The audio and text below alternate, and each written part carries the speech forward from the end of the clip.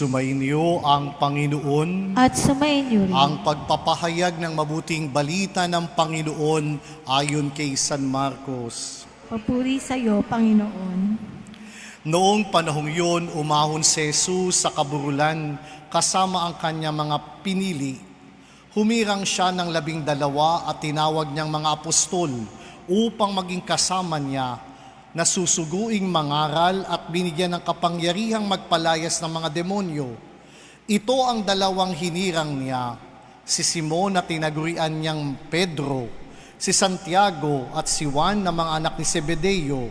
Sila'y tinaguriang Boanerges na ang ibig sabihin mapupusok. Sina Andres, Felipe, Bartolome, Mateo, Santiago na anak ni Alfeo at si Tadeo, si Simon na makabayan at si Judas Iscariote na siyang nagkalulos sa kanya. Ang mabuting balita ng Panginoon. Pinupuri ka namin, Panginoong Hesukristo. Mula sa mga disipulo at alagad na sumusunod kay Jesus, pumili siya ng 12 at kanya itong isinugo. Ang disipulo'y hindi nagnanatili lamang na tagapag-aral ni Jesus. Sila ay pinipili para isugo sa paglilingkod. At ito ang katahulugan ng apostoles. The root word of apostle is being sent.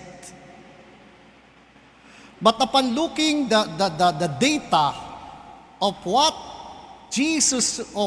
Jesus chose among the disciples, we could easily conclude, bakit ganitong uri ng mga tao ang pinili ni Jesus?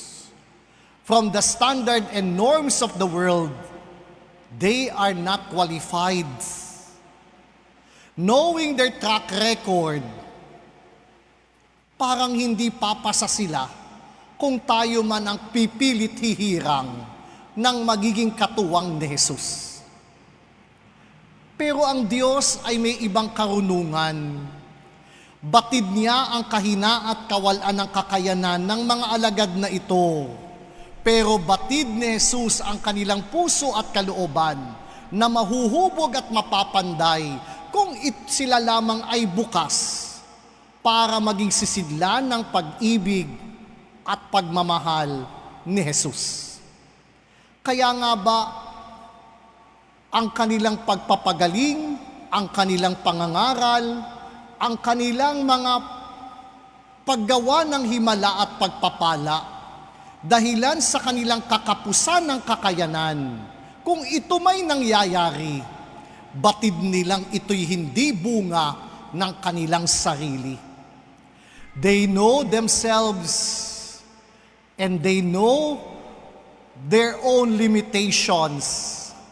But since God empowered them, whatever goodness they have done, they know it is the working of God in them. At yun ang karunungan ng Diyos. Ang pinipili niya'y hindi yung mga qualified, but He qualified those whom He has sent. It is no other than God's working. That's why the 12 are qualified. Kaya yun po ang unang nais kong bigyang pansin.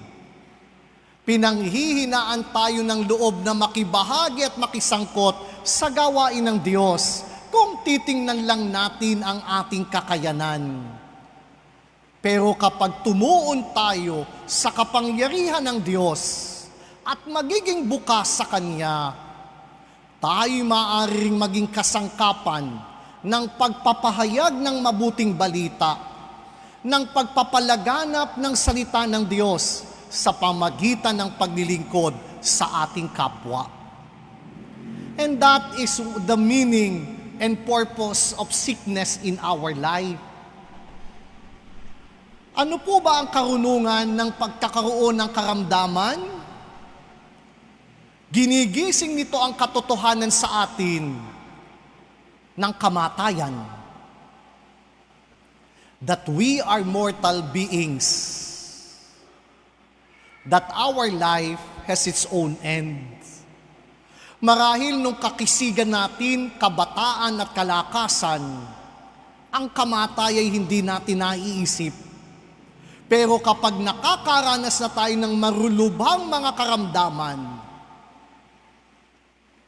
tiyak, nauunawaan nating may hangganan ng buhay. At kapag tinanggap natin ang katotohanan ito, doon nagkakaroon tayo ng pagbabago sa mga pinapahalaghan sa buhay. Yung mga masusungit at madadamot, nagiging bukas palad at nagiging mababa ang loob. Every time we reminded ourselves that we are mortal beings, that we have our own end, that is the time we depend and rely on our God, knowing how powerless are we, and we recognize a much more powerful being than we are, and that is no other than God. Yan po ang karunungan sa gitna ng ating kahinaan.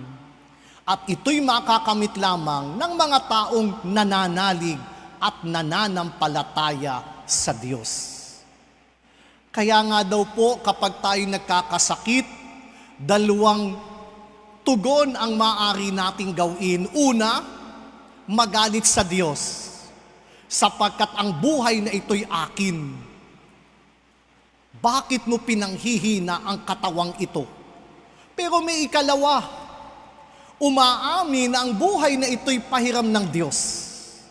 At dahil pahiram ng Diyos, higit nating gagamitin sa pamamaraan na hindi natin gusto, kundi sa pamamaraan ng nagpahiram, walang iba kundi ang poong may kapal. We might have an attitude of getting angry to God, allowing us to suffer in such kind of weakness, but that sickness could also make us humble in order to recognize that our life is a borrowed one. And since we do not own this life, we depend and entrust our whole being to the one who owns this life. And that is no other than God.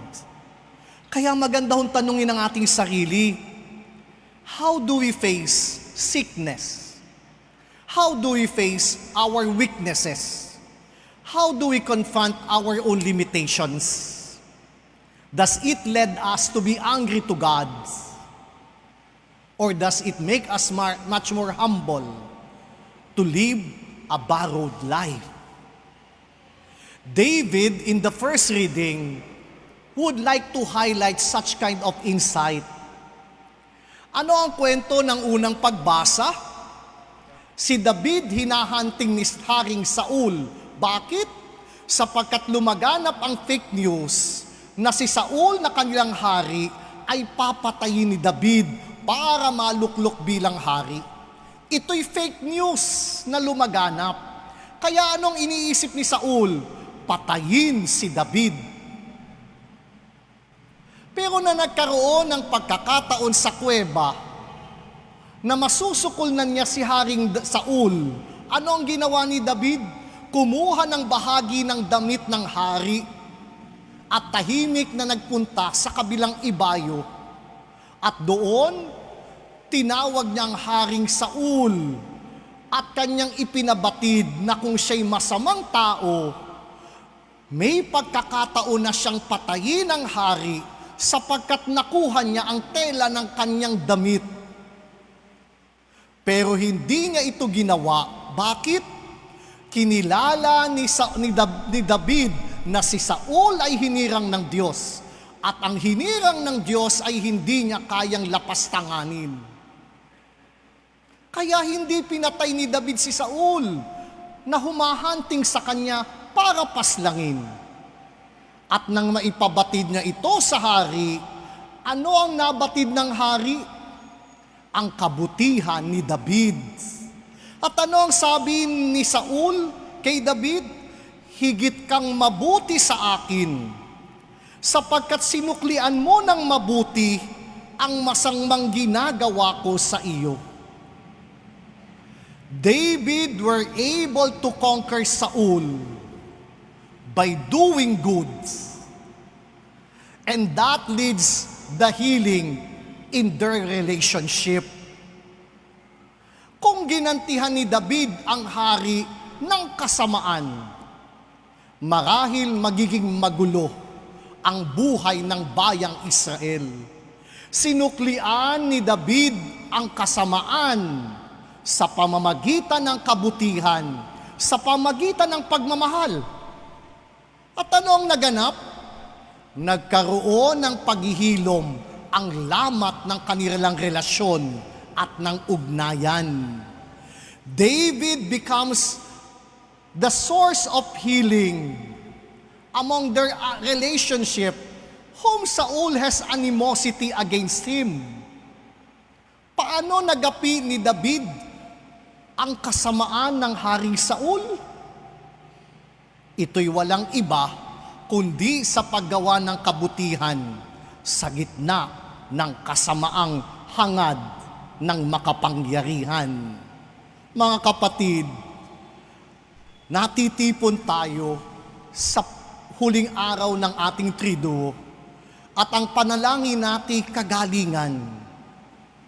Magiging daan tayo ng paghihilom at kagalingan kung yung mga taong gumagawa sa atin ng masama, yung mga naninira sa atin nagpapakalat ng mga fake news laban sa atin tulad ng ginawa ni David, ay gapiin natin sa pamagitan ng pag-ibig, sa pamagitan ng paggawa ng mabuti. At ano ang naisip ni Saul? Tunay ngang itong si David ay magiging mabuting hari ng bayang Israel. Napabilib ni Saul si David hindi sa kalakasan, hindi sa pagpaslang, hindi sa paggawa ng karumaldumal na bagay. Napabilib ni David si Saul dahilan sa kanyang kabutihan. Ugat at mitsa ng paghihilom at kagalingan ay ang pamamaraan ng pagmamahal, ng pagpapatawad sa mga taong gumagawa sa atin ng masama at nag-iisip ng mga mali at di tamang mga bagay. When we liberate ourselves on those negative thoughts and liberate ourselves and make ourselves free in expressing goodness and love, healing begins and starts within us. And true reconciliation will be possible even among enemies. At yun ang napatunayan ni David. Hindi imposibleng magkasundo ang magkakaaway kung ang pag-ibig ang magiging saligan, magkakaroon ng pagkakasundo, magkakaroon ng paghihilom ang samahan. Kaya mga kapatid, ang grasya ng kagaling ay handog ng Diyos. Si Jesus, ang poong Nazareno'y nagpasaan ng krus, bunsod ng pag-ibig sa atin. Nais niyang paghilumin ang mga sugat ng ating kasalanan. Nais niyang hilumin ang mga kinasasanglakan nating mga mali at di tamang relasyon at gayon din mga mali at di tamang ugali. Kung hindi bukas ang ating puso sa biyaya ng pag-ibig na ito, hindi makapangyayari ang kagalingang hinahangad natin sa ating buhay. Kaya ang pag-ibig ni Jesus, kay Jesus poong Nazareno, ay lagi nawa nating makita na dumadaloy. Subalit kailangan ng mga bukas na puso tulad ni David upang tayo'y mapahilom na hindi galit, pagiganti ang sukli, kundi kapatawaran, pagrespeto sa dangal ng buhay, at hindi pagpaslang sa sino mang tao, sapagkat ang bawat buhay ng isang nilalang ay kaloob ng Diyos sa ating mundo. Kaya po sa pagdiriwang natin ng banil na misang ito, tayo'y hinirang at pinili ng Diyos. Nawa maging bukas tayo sa kanyang pagkilos upang ang pag-ibig na nais niyang ipagkaloob manahan sa ating puso, at ito ang daan para ang kagalingan, paghihilom ay makamit natin sa ating buhay. Gayon din naman, maunawaan natin na sa limitasyon ng ating mga katawan bilang mortal na nilalang, may karunungan ng Diyos na nais ipabatid sa atin, hindi para magalit sa Kanya, kundi para magpaubaya sa Kanya at sa mga nalalabing yugto ng ating buhay.